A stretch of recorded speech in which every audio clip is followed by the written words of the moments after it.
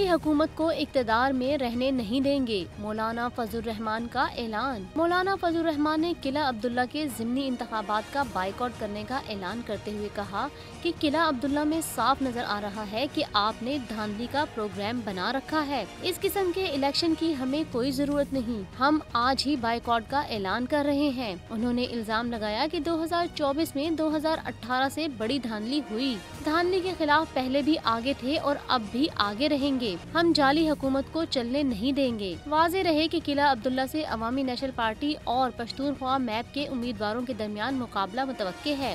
अवामी national party के उम्मीदवार engineer ज़मरुख Khan Achakzai 3 मरतबा इस हल्के से कामयाब हुए हैं।